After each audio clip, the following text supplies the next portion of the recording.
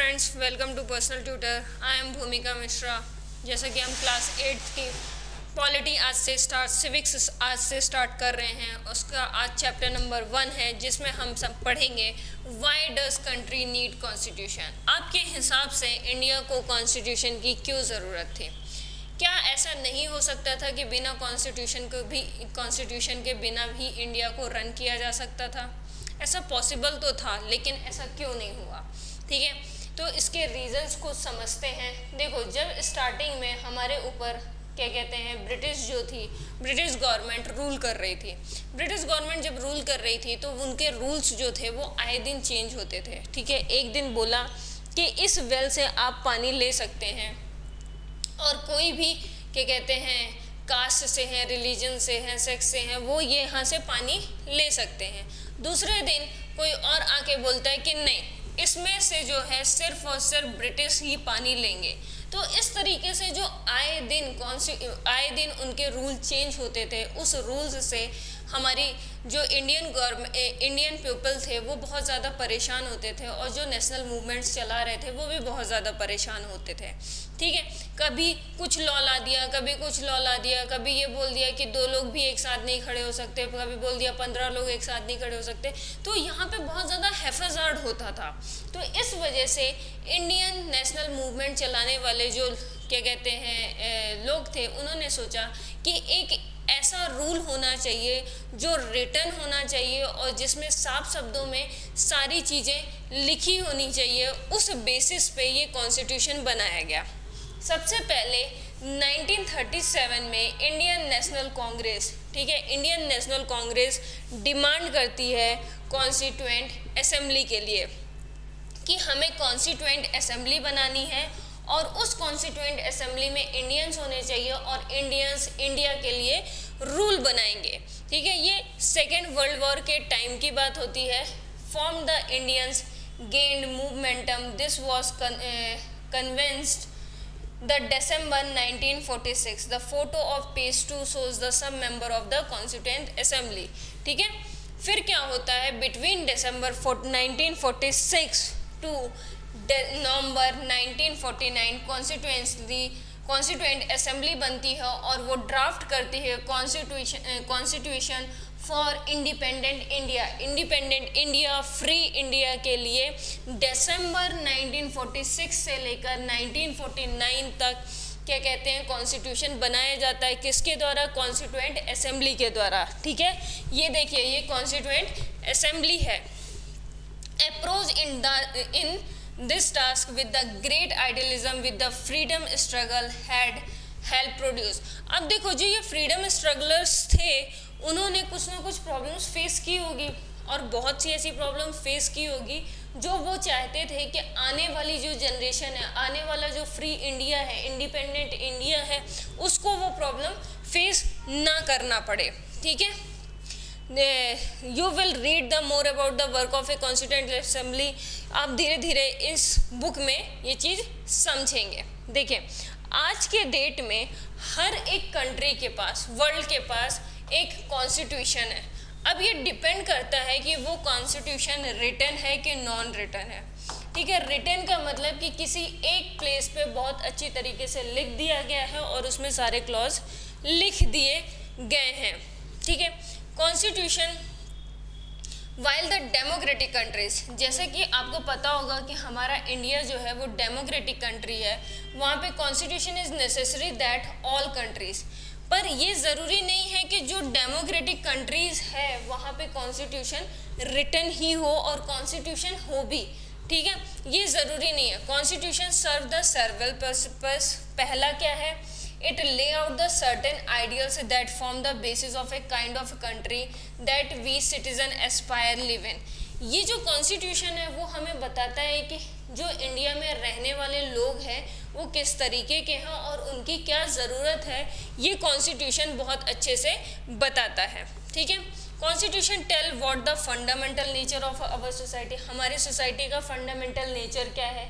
ठीक है, जैसे हमारी जो सोसाइटी है वो मिक्स सोसाइटी है। ठीक है, तो जो हमारा कॉन्स्टिट्यूशन है वो बताता है कि हमारे यहाँ बहुत ज़्यादा डाइवर्सिटीज़ है, लेकिन फिर भी यूनिटी है। ठीक है, जो हमारा कॉन्स्टिट्यूशन है उसमें लिखा हुआ है यूनियन ऑफ स्टेट।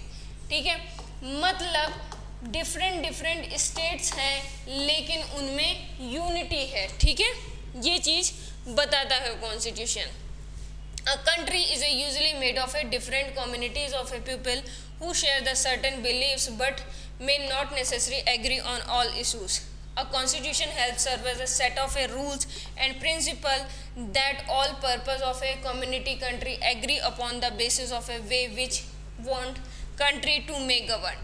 देखो ये मेन इम्पॉर्टेंट है, कॉन्स्टिट्यूशन एक रूल बनाता है, बहुत डिफरेंट तरह के लोग रहते हैं लेकिन उनके डिफरेंट बिलीव है, लेकिन उनके बीच में एक कॉमन चीज़ लाना और कॉमन चीज़ पे बिलीव करवाना वो थोड़ा सा डिफ़िकल्ट होता है। इसलिए कॉन्स्टिट्यूशन बनाया जाता है जिसमें सेट ऑफ रूल्स और प्रिंसिपल होते हैं जो क्या कहते हैं कंट्री के सारे सिटीजन्स की ये रिस्पॉन्सिबिलिटी होती है कि उस रूल्स और प्रिंसिपल को वो फॉलो करें।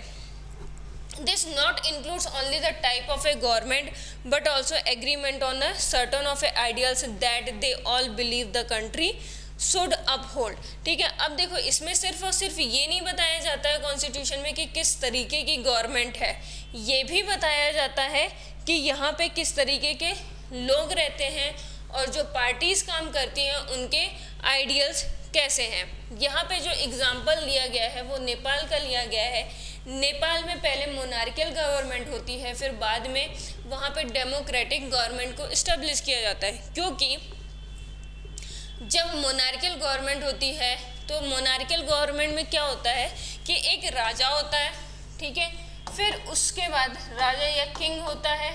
ठीक है, और उसके नीचे जो होता है वो मिनिस्ट्री काम करती है और अल्टीमेट पावर किसके पास, किंग के पास होता है। किंग जो चाहेगा वो वैसा होगा। लाइक आज के डेट में आप यूनाइटेड किंगडम का जो देखेंगे वहाँ पे जिस तरीके का होता है उसी तरीके का काम नेपाल में होता था, लेकिन आफ्टर सम टाइम वहाँ के जो लोग थे वो एक रिटन कॉन्स्टिट्यूशन की डिमांड करने लग गए और साथ ही साथ वहाँ पे डेमोक्रेटिक गवर्नमेंट की डिमांड करने लग गए। उस डेमोक्रेटिक डिमांड की इस तरीके का स्ट्रगल हुआ।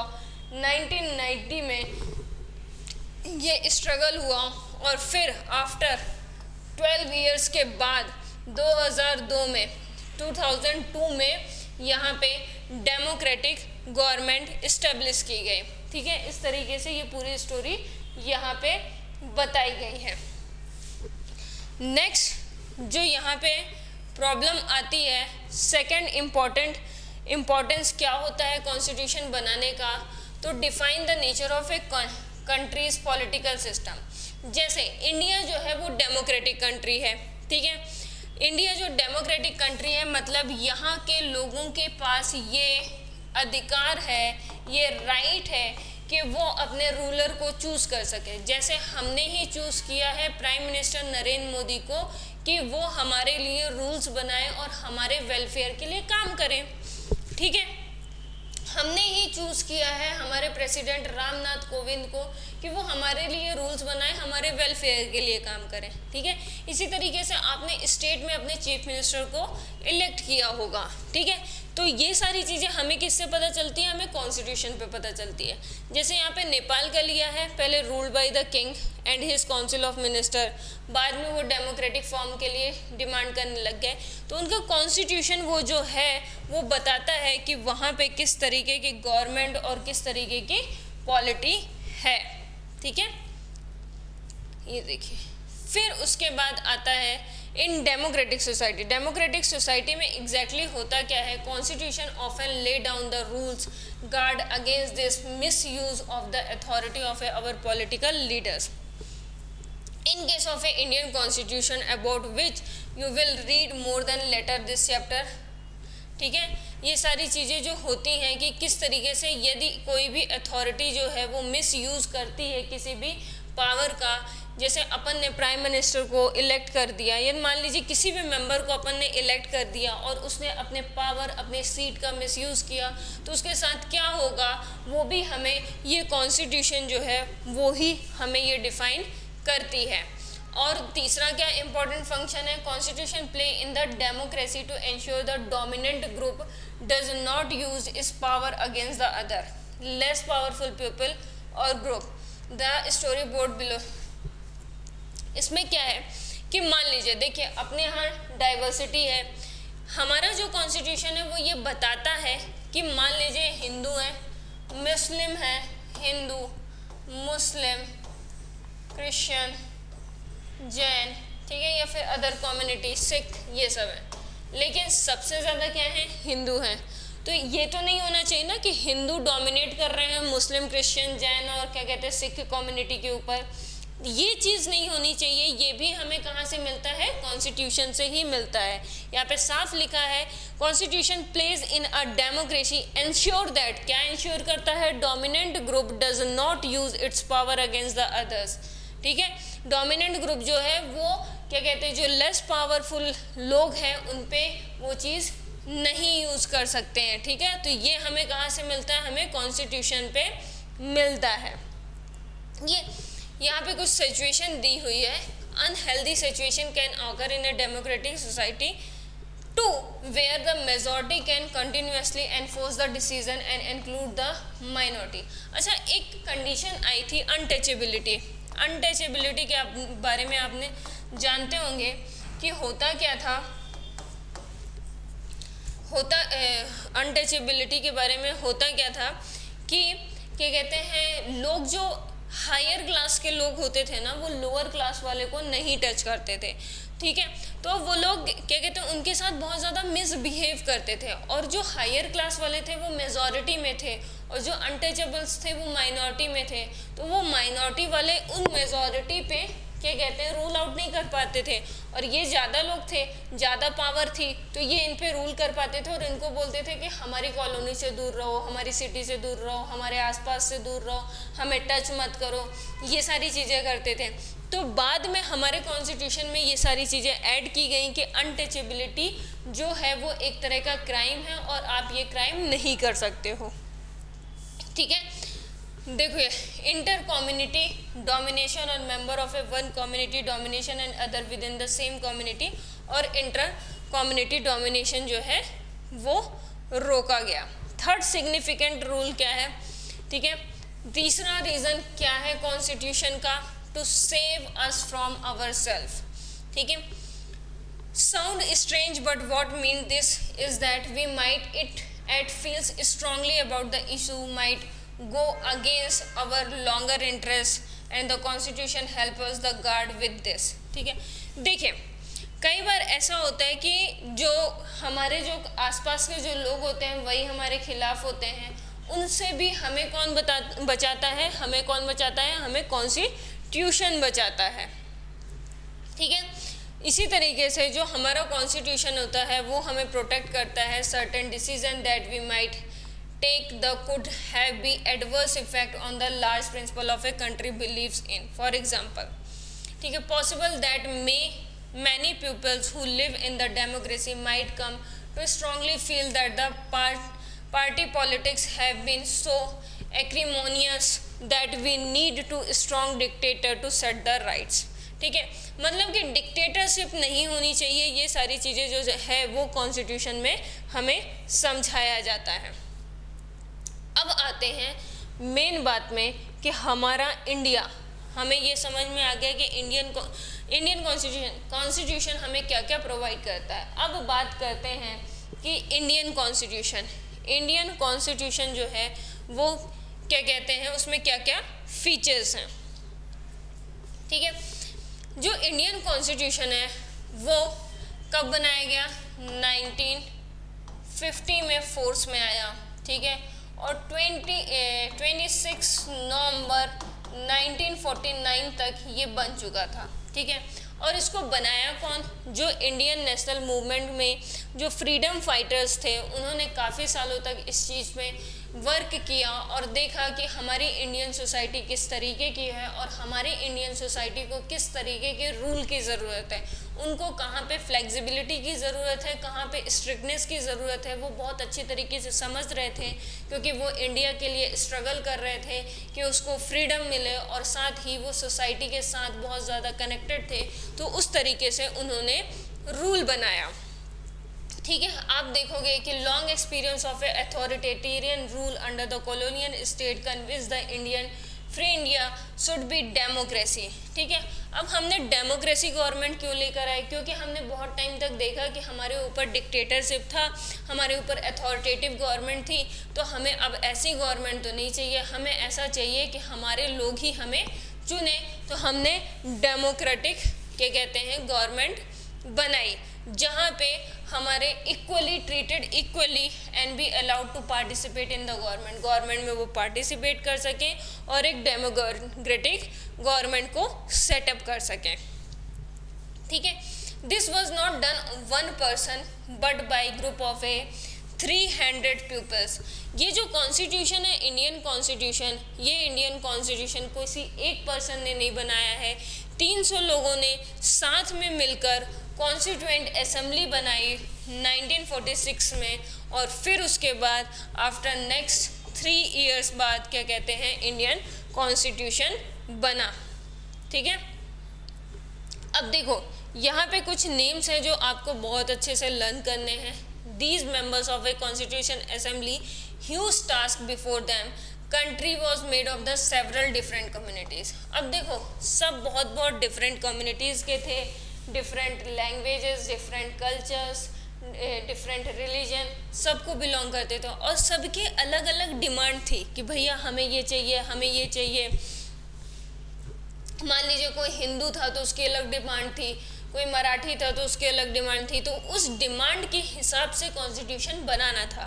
ठीक है, जो कॉन्स्टिट्यूशन वाज बीइंग रिटन, ठीक है, हमारा जो इंडियन कॉन्स्टिट्यूशन है वो पहली बात तो रिटन है। ठीक है, मतलब कोई ये नहीं बोल सकता है कि क्या कहते हैं नहीं कॉन्स्टिट्यूशन में तो ऐसा नहीं लिखा, हमारे पास प्रूफ है भैया कॉन्स्टिट्यूशन में ये चीज़ लिखी है, मतलब कि यही चीज़ मानी जाएगी। आप जो बोल रहे हो यदि वो चीज़ गलत है तो नहीं मानी जाएगी, यदि वो कॉन्स्टिट्यूशन में नहीं लिखी गई है। तो इंडिया का कॉन्स्टिट्यूशन रिटन है।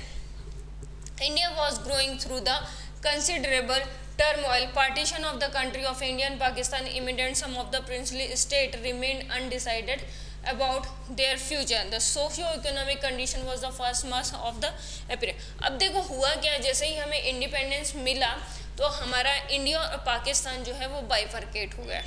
जब इंडिया और पाकिस्तान बाइफरकेट हो गए तो क्या कहते हैं हमारे पास जो क्या कहते हैं सोशियो इकोनॉमिक कंडीशन थी वो भी हिल गई, हमारी इकोनॉमिक कंडीशन बहुत ज़्यादा हिल गई और बहुत ज़्यादा इश्यूज क्रिएट हुए। ठीक है, mind of the member of the constituent assembly, ठीक है, जो ड्राफ्ट कर रहे थे कॉन्स्टिट्यूशन उनके दिमाग में बहुत सी ऐसी कन्फ्यूजन्स क्रिएट हुई। ठीक है, लेकिन उन्होंने नेशनल यूनिटी के बारे में हमेशा सोचा और जो हमारा कॉन्स्टिट्यूशन है उसमें हर जगह पे नेशनल यूनिटी देखने को आपको मिलती है। Final document also reflect the concern of A eradicating poverty. हम अपने कॉन्स्टिट्यूशन में ये बात कहते हैं कि हम पॉवर्टी को हटाएंगे थ्रू सोशो इकोनॉमिक रिफॉर्म करके, साथ में एम्फेसाइज करते हैं crucial role that the people can play the choosing their representative. That's mean democratic government जो हम बनाएंगे वो क्या कहते हैं ऐसा कुछ काम करेंगे, सोशल इकोनॉमिक वेलफेयर काम करेंगे जिससे जो है हमारा कॉन्स्टिट्यूशन, हमारा जो इंडिया है वहाँ से पॉवर्टी इरेडिकेट होगी। इस तरीके से हमारे इंडियन कॉन्स्टिट्यूशन में बहुत सी ऐसी चीज़ों को मेंशन किया गया है जो इंडिया के हिसाब से ज़रूरी था। अब यहाँ पे कुछ ऐसी लिस्ट दी गई है जो कमिटमेंट हमारे इंडियन कॉन्स्टिट्यूशन में किया गया है। सबसे पहली चीज़ जो है वो है फेडरलिज्म। ठीक है, सबसे पहले तो चीज़ तो ये समझते हैं कि फेडरलिज्म क्या होता है। Existence of A more than one level of A government. Federalism का मतलब होता है, देखिए आपने 6-7 क्लास में ये चीज़ पढ़ी होगी कि नेशनल में नेशनल गवर्नमेंट होता है। ठीक है, जैसे कौन कौन होते हैं नेशनल में, प्राइम मिनिस्टर होता है, ठीक है, प्रेसिडेंट होता है। वहीं पे स्टेट पे बात करूँ तो स्टेट में चीफ मिनिस्टर होता है। ठीक है, स्टेट गवर्नमेंट की बात करूँ तो स्टेट गवर्नमेंट में चीफ मिनिस्टर होता है और गवर्नर होता है। ठीक है, उससे नीचे मैं जाऊँ तो फिर उससे नीचे आता है डिस्ट्रिक्ट में डीएम होता है। ठीक है, डीएम होता है जिसे डिस्ट्रिक्ट मजिस्ट्रेट, जिसे गवर्नमेंट अपॉइंट करती है। साथ में यहाँ पे क्या कहते हैं, एक डिस्ट्रिक्ट कोऑर्डिनेटर होता है, जो कि जिसको कौन इलेक्ट करता है, वहाँ के पीपल इलेक्ट करते हैं। डिस्ट्रिक्ट के बाद आता है ब्लॉक, ब्लॉक में जनपद अध्यक्ष होता है, म्यूनसिपल कॉर्पोरेशन होता है, वो जो होते हैं म्यूनसिपल कॉर्पोरेशन, म्यूनसिपल पॉलिटीज़ होती है, वो जो होती है वो काम करती है वहाँ के लोगों के लिए। फिर विलेज होता है, विलेज में क्या काम होता है, पंचायत, पंचायत, ठीक है, पंचायत काम करती है जिसमें सरपंच और पंच काम करते हैं, ठीक है। तो इतने सारे लोग काम करते हैं, ठीक है, सबसे ऊपर ये, फिर ये, फिर ये, फिर ये, इस तरीके से काम होता है। तो यहाँ पे जो गवर्नमेंट है ना, उनकी पावर डिस्ट्रीब्यूट है। मान लीजिए गांव में रहने वाला किसी लड़के को कोई दिक्कत हो रही है, तो क्या वो डायरेक्ट प्राइम मिनिस्टर के पास पहुँचेगा? नहीं, वो पहले पंच के पास जाएगा, फिर सरपंच के पास जाएगा, इस तरीके से वो काम करेगा, ठीक है। तो इस तरीके से पावर्स को डिवाइड किया गया है, जिससे जो गवर्नमेंट है वो गांव में रहने वाले किसी भी एक पर्सन तक पहुंच सके, ठीक है। ये सब गवर्नमेंट का काम कर रहे हैं, और किसी भी पर्सन को ये गवर्नमेंट तक पहुंचना है, चाहे वो डिस्ट्रिक्ट में रह रहा हो, ब्लॉक में रह रहा हो, विलेज में रह रहा हो, वो ईजिली वहाँ तक पहुँच सके, इसलिए ऐसा सिस्टम बनाया गया है, ठीक है। स्टेट लेवल, सेंट्रल लेवल, पंचायती राज, 3 टियर गवर्नमेंट, इस तरीके का सिस्टम बनाया गया है, ठीक है। वो क्या कहलाता है, फेडरलिज्म, ठीक है। Vast number of communities India mean the system of a government needed to be decided did not involve not only sitting in the capital city of a New Delhi making the decision everyone। देखो सीधी सी बात ये है कि जैसे आप देखो prime minister है, prime minister कहाँ बैठता है, प्राइम मिनिस्टर, प्रेसिडेंट और पूरा उनका कैबिनेट जो है वो कहाँ बैठता है, वो कहाँ बैठता है, दिल्ली में। अब दिल्ली में बैठकर आप कोई ऐसा रूल तो नहीं बना सकते हो ना जो कि कन्याकुमारी तमिलनाडु के लिए भी एप्लीकेबल हो। जो कन्याकुमारी के लिए ज़रूरी है वो पहले, सबसे पहले तो उस कन्याकुमारी डिस्ट्रिक्ट को पता होगा, ठीक है, और वहाँ की किसी प्लेस के बारे में, किसी विलेज के बारे में है तो उस विलेज की क्या नीड है, सबसे पहले तो पंच और सरपंच को पता होगा। आप दिल्ली में बैठकर ऐसा रूल तो नहीं बना सकते हो जो पूरे इंडिया के लिए एप्लीकेबल हो, जब तक वो जनरलाइज्ड नहीं हो। तो इस बेसिस पे ये 3 टियर गवर्नमेंट जो है वो बनाई गई है। नेक्स्ट है parliamentary form of government. India में पार्लियामेंट्री फॉर्म ऑफ गवर्नमेंट है। क्या मतलब होता है इस पार्लियामेंट्री फॉर्म ऑफ गवर्नमेंट का?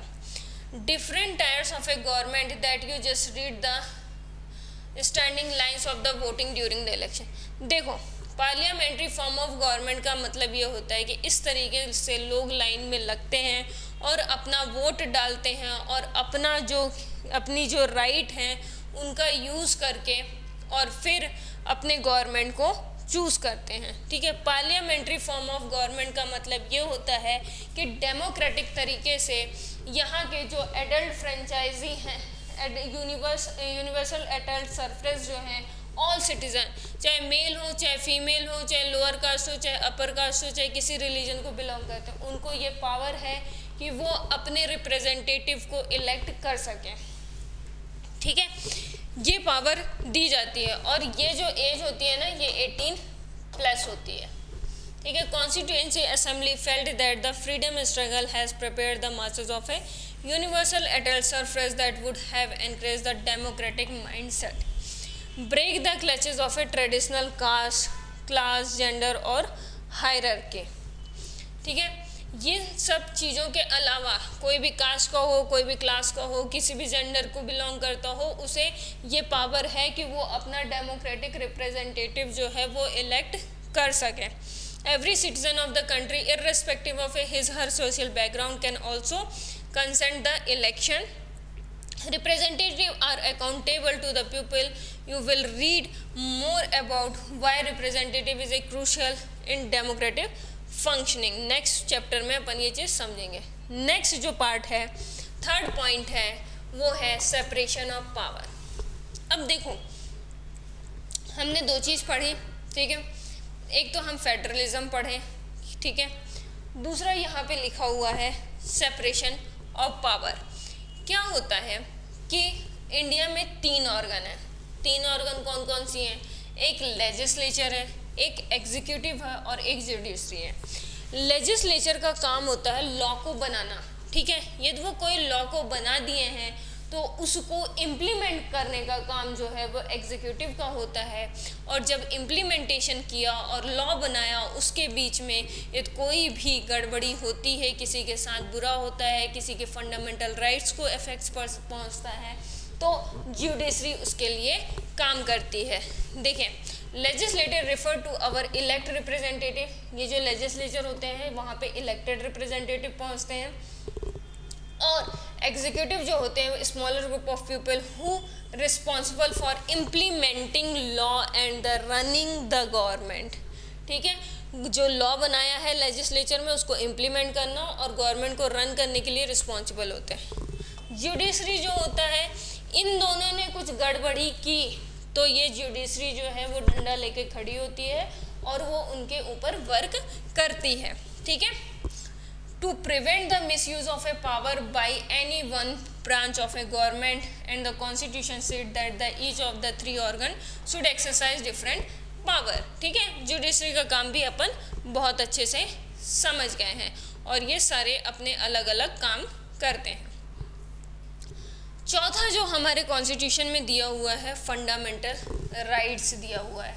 फंडामेंटल राइट्स इस तरीके से दिया हुआ है कि ये राइट्स तो आपको मिलेंगे ही मिलेंगे और उन राइट्स को आपको फॉलो करना है, ठीक है। मतलब वो राइट्स आपसे कोई भी नहीं छीन सकता है। पहले ये 7 राइट्स थे फंडामेंटल, लेकिन अब 6 राइट्स हो गए हैं, ठीक है। क्या लिखा हुआ है? Fundamental rights often refer to conscience of the Indian Constitution, colonial rule created the certain suspicion of a state mind in nationalists, and they wanted to ensure the set written rights would guard against the misuse of the state power in the independent India.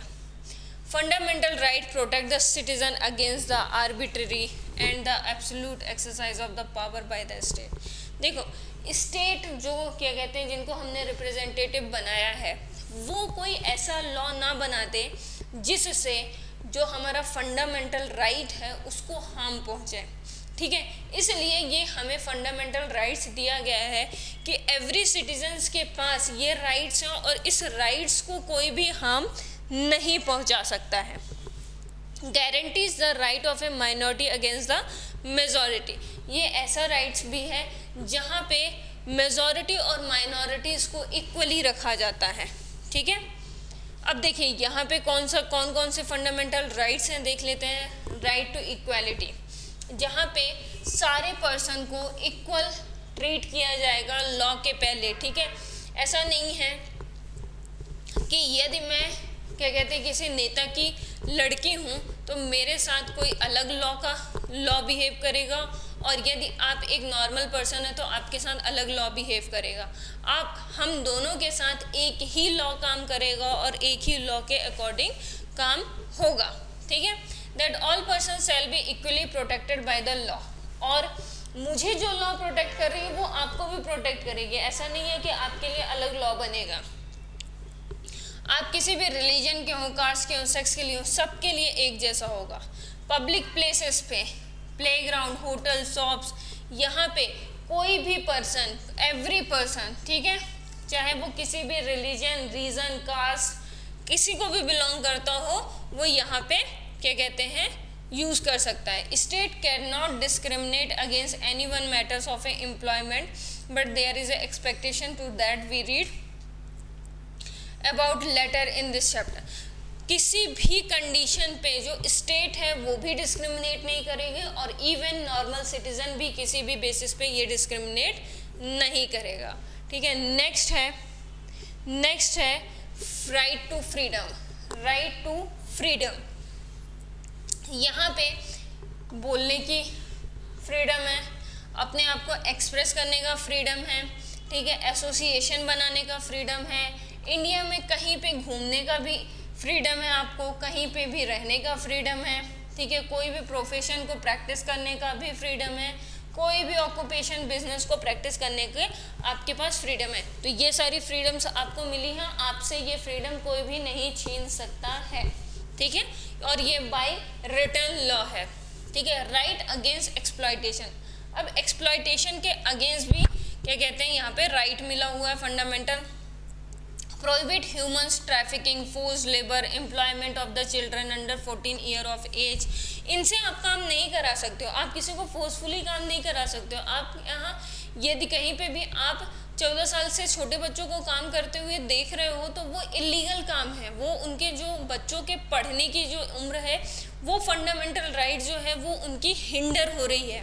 तो यहाँ पे उनको ये right मिला है कि कोई भी किसी से जबरदस्ती काम नहीं करा सकता है, ठीक है। फोर्थ है right to freedom of religion का, ठीक है। Religious freedom is provided to all the citizens, ठीक है।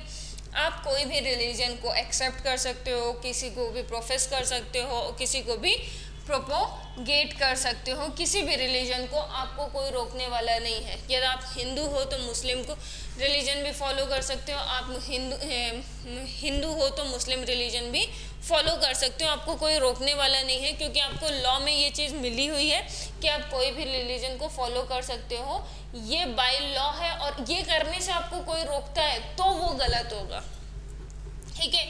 फिफ्थ क्या है, कल्चरल एंड एजुकेशनल राइट्स, ठीक है। माइनॉरिटीज रिलीजियस और लिंग्विस्टिक, कैसा भी हो, चाहे माइनॉरिटी हो, रिलीजियस और लिंग्विस्टिक हो, उन सब को ओन एजुकेशनल इंस्टीट्यूशन दिया जाता है to preserve the develop their own culture. अपना कल्चर बनाने के लिए एक अलग से ये राइट मिला हुआ है। फिर उसके बाद इन राइट्स को कोई मानने से आपको मना कर रहा है तो आप इस राइट का यूज़ कर सकते हैं। राइट टू कॉन्स्टिट्यूशनल रेमेडीज़, ये आपको ये बताता है, ये दिलाता है कि फंडामेंटल राइट्स यदि वायलेट हो रहा है या तो कोई स्टेट कर रही है, स्टेट मतलब कोई भी गवर्नमेंट कर रही है या फिर आपको कोई करने से रोक रहा है, तो आप इस राइट का यूज़ कर सकते हैं और इनके खिलाफ आप कोर्ट में जाके जुडिशरी से हेल्प मांग सकते हैं, ठीक है। नेक्स्ट है सेकुलरिज्म। सेकुलरिज्म जो है इसमें ये चीज़ बताई गई है कि कोई भी स्टेट जो है वो प्रमोट नहीं करेगा कोई भी रिलीजन। इसका क्या मतलब होता है, ठीक है। अभी तो हमने फंडामेंटल राइट्स में पढ़ा कि हम कोई भी रिलीजन को प्रमोट कर सकते हैं, प्रोफेस कर सकते हैं, ठीक है, प्रैक्टिस कर सकते हैं, लेकिन यहाँ पे तो इन्होंने बोल दिया कि कोई भी स्टेट जो है वो किसी भी रिलीजन को प्रमोट नहीं करेगा। आप इंडिविजुअल किसी भी रिलीजन को फॉलो कर सकते हो, लेकिन स्टेट दैट्स मीन गवर्नमेंट किसी भी रिलीजन को प्रोपोगेट नहीं कर सकती। क्यों, ऐसा क्यों? देखो, हर एक इंसान हिस्ट्री से सीखता है। जब हमारे यहाँ मुगल्स आए तो उन्होंने क्या कहते हैं अपने रिलीजन्स को प्रोपोगेट करना स्टार्ट कर दिया और फोर्सफुली लोगों को बोलना स्टार्ट कर दिया कि आप चेंज कीजिए अपना रिलीजन, ठीक है। उसी तरीके से जब ब्रिटिश आए तो उन्होंने क्रिश्चियनिटी को प्रोपोगेट किया और उन्होंने चाहा कि लोग क्या कहते हैं क्रिश्चियन में कन्वर्ट हो जाएं और क्या कहते हैं क्रिश्चियनिटी को फॉलो करें। तो यदि कोई स्टेट, कोई गवर्नमेंट सेम चीज़ करने लग जाएगी तो जो हमारा पास्ट था हम उसी लाइफ में रह जाएंगे। पहली चीज़ तो ये। दूसरा, यदि कोई स्टेट गवर्नमेंट ये चीज़ प्रोपोगेट करती है, कोई भी गवर्नमेंट हो, वो 5 ईयर के लिए बनती है, ठीक है, और 5 ईयर के लिए बनती है तो मान लीजिए 1 साल कोई रिलीजन का, एक्स रिलीजन का बंदा आया और एक्स रिलीजन को प्रोपोगेट करना स्टार्ट किया और सबको बोला कि नहीं आप कन्वर्ट हो जाओ और क्या कहते हैं आपको कन्वर्ट होना पड़ेगा, ये तो आपको गवर्नमेंट का कुछ फ़ायदा चाहिए। आप कन्वर्ट हो गए और आपको वो काम मिल गया। आफ्टर 5 ईयर कोई वाई रिलीजन का बंदा जो है वो गवर्नमेंट में बैठ गया। अब ये जो वाई रिलीजन वाला है ये भी फोर्स करना स्टार्ट किया कि नहीं भैया आप अपना रिलीजन एक्सचेंज करो तभी आपको गवर्नमेंट फैसिलिटीज़ जो हैं वो मिलेगी। तो इसमें बहुत ज़्यादा लड़ाई होती है। और दूसरी बात क्या कहते हैं, ये एक बैकवर्ड का रीज़न बन जाता है। इस वजह से जो हमारे फ्रीडम फाइटर हैं वो बहुत सोच समझ कर ये जो सेकुलरिज्म है उसको डाला कि नहीं, हमारा जो इंडिया है वो सेकुलर रहेगा, हमारी गवर्नमेंट जो है वो किसी भी रिलीजन को प्रोपोगेट नहीं करेगी। आपकी मर्जी है, आप जो भी करना चाहते हो वो करो, ठीक है, हम उसमें आपका सपोर्ट करेंगे, लेकिन स्टेट कभी ये चीज़ नहीं बोलेगी, गवर्नमेंट ये चीज़ ये नहीं बोलेगी कि आपको कौन सा रिलीजन फॉलो करना चाहिए, और किसी एक स्पेसिफिक रिलीजन को वो कभी भी क्या कहते हैं, कभी भी सपोर्ट नहीं करेगी ब्लाइंडली और फोर्सफुली, ठीक है। ये सारी जो चीज़ें थी ये हमारे इंडियन कॉन्स्टिट्यूशन में दी गई हुई है, ठीक है। जो यहाँ पे एक चीज़ लिखी हुई है, देखिए इस तरीके से 24 जनवरी हम कब मनाते हैं रिपब्लिक डे, 26 जनवरी 1950 को, ठीक है। उसके 2 दिन पहले फाइनल सेशन हुआ था और इस तरीके से लोगों ने साइन किया था, और तब जो प्राइम मिनिस्टर थे वो पंडित जवाहरलाल नेहरू थे और डॉक्टर राजेंद्र प्रसाद जो थे वो प्रेसिडेंट थे, और इन सब लोगों ने क्या कहते हैं साइन किया था, और उसके बाद फोर्स में 26 जनवरी 1950 को जो हमारा कॉन्स्टिट्यूशन है वो आया था, ठीक है। यहाँ पे एक चीज़ और है, डॉक्टर अंबेडकर के बारे में चीज़ें बताई गई हैं। जो ड्राफ्टिंग कमेटी थी जो कॉन्स्टिट्यूशन को लिख रही थी, उसके जो चेयरमैन थे वो बाबा साहब डॉक्टर अंबेडकर थे, और इनको बोला जाता है फादर ऑफ इंडियन कॉन्स्टिट्यूशन। जो हमारा इंडियन कॉन्स्टिट्यूशन है इनके फादर हैं, ठीक है। इन्होंने बहुत ज़्यादा हेल्प की है शेड्यूल कास्ट की, safeguard in the draft constitution बनाते टाइम इन्होंने जो शेड्यूल कास्ट और अनटचेबल लोग थे, जो डिप्राइव्ड लोग थे, उनके लिए उन्होंने काम किया है, ठीक है। कास्ट हिंदू ऑफिसर्स, ठीक है। He was there as the scheduled caste to join the government as well the civil services। इन्होंने ही वो रिजर्वेशन वाला सिस्टम लाया था जिसमें जो डिप्राइव्ड जो लोग थे उनको भी इक्वल अपॉर्चुनिटी मिल सके कि वो गवर्नमेंट के कामों में और सिविल सर्विस के कामों में पार्टिसिपेट कर सके। तो इनको फादर ऑफ इंडियन कॉन्स्टिट्यूशन बोला जाता है, ठीक है। होपफुली ये चैप्टर आपको बहुत अच्छे से समझ में आया हो, तो अपने दोस्तों के साथ शेयर करें, लाइक करें और चैनल को सब्सक्राइब करें। Thank you.